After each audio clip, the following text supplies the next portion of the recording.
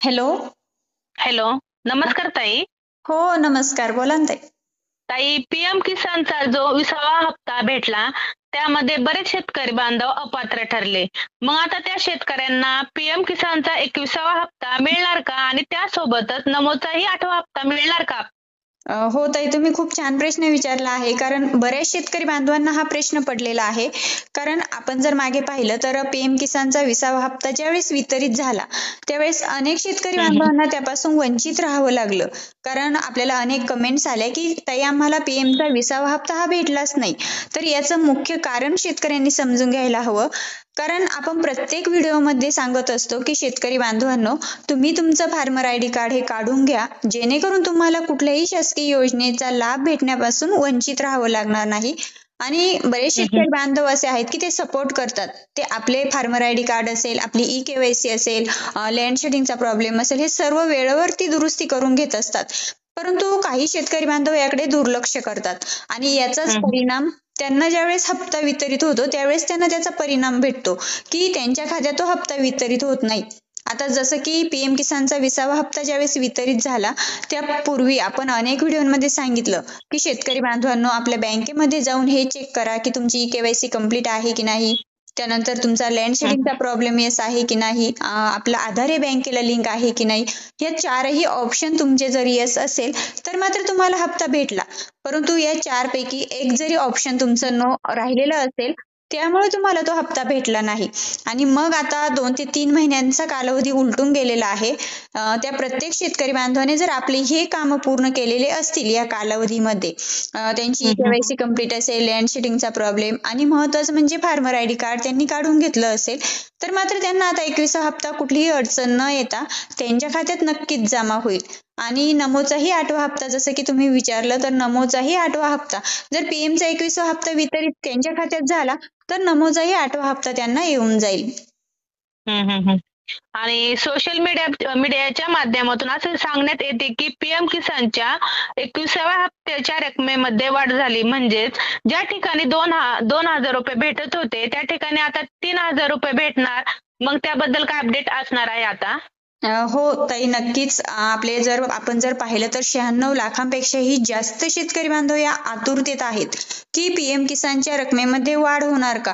कारण आपण जर पाहिलं, ज्यावेळेस विधानसभा निवडणूक झाली त्यावेळेस देवेंद्र फडणवीस साहेबांनी स्वतः सांगितलं, की जर आम्ही सत्तेत आलो तर पीएम किसानची असेल किंवा नमोची जी योजना आहे, ज्या ठिकाणी आम्ही तुम्हाला 2,000 रुपये देतो, त्या ठिकाणी आम्ही वाढ हं, करून हं.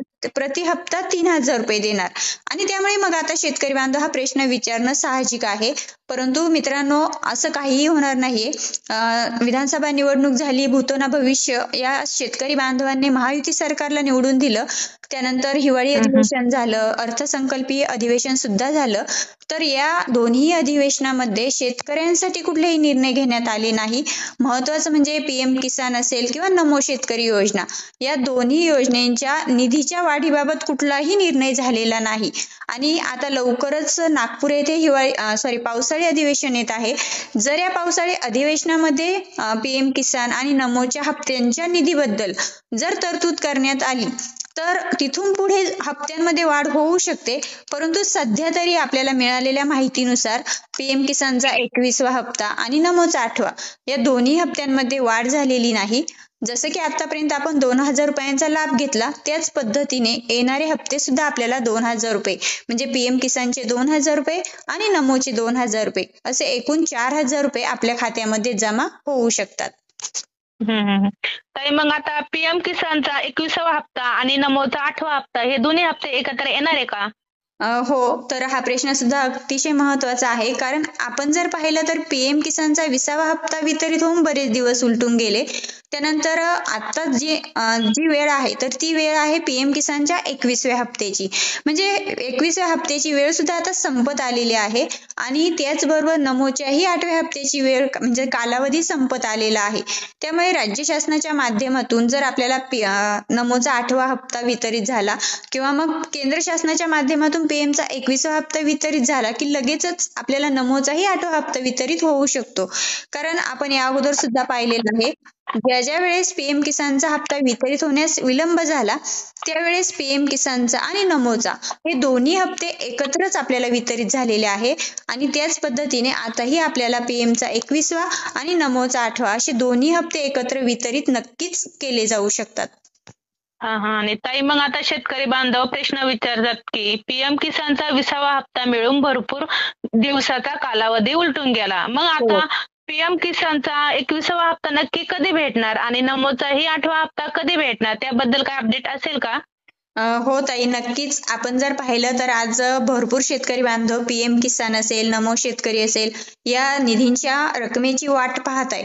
कारण आपण जर पाहिलं तर 2025 मध्ये जी काही अतिवृष्टीने शेतकरी बांधव हतबल झाला त्या परिस्थितीमध्ये आज शेतकरी बांधवांना रब्बीच्या पेरणीसाठी म्हणा शेतीच्या कामांसाठी आज पैशाची गरज आहे आणि त्यामुळे शेतकरी बांधव वेळोवेळी हा प्रश्न उपस्थित करताय की पीएम किसानचा हप्ता असेल, नमोचा असेल, त्यानंतर अतिवृष्टी नुकसान भरपाई असेल, पीक विमा असेल, हा त्यांच्या खात्यात केव्हा जमा होणार.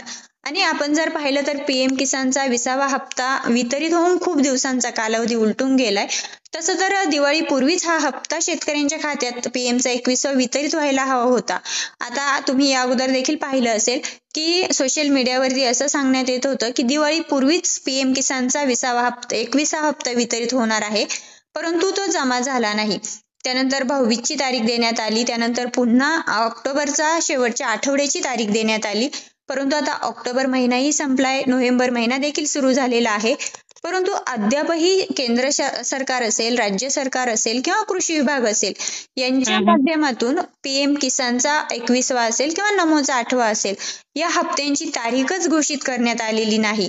आपण जर त्यांना प्रश्न विचारला तर अद्याप म्हणजे आतापर्यंत जी अपडेट आलेली आहे त्या अपडेटनुसार पंजाब असेल, हरियाणा असेल या 2-3 राज्यांमध्ये केंद्र सरकारच्या माध्यमातून पीएम किसानचा 21वा हप्ता वितरित करण्यात आलेला आहे आणि त्याचं स्वरूप पाहता महाराष्ट्रातीलही शेतकरी बांधव तोच प्रश्न विचारताय की त्या राज्यांमध्ये हप्ते वितरित झाले मग महाराष्ट्रात का नाही. तर त्या ठिकाणी असं सांगण्यात आलं केंद्र सरकारच्या माध्यमातून की त्या राज्यांमध्ये अवकाळी पावसाने किंवा अतिवृष्टीने शेतकरी बांधव हतबल झाला आणि त्यातून सावरण्यासाठी शेतकऱ्यांना वाढीव अनुदान म्हणजे पीएम किसानचा 21वा हप्ता अगोदरच त्यांच्या खात्यात वर्ग करण्यात आला. परंतु जर महाराष्ट्राची परिस्थिती आपण पाहिली तर तीच परिस्थिती अगदी महाराष्ट्रावर देखील ओढावली.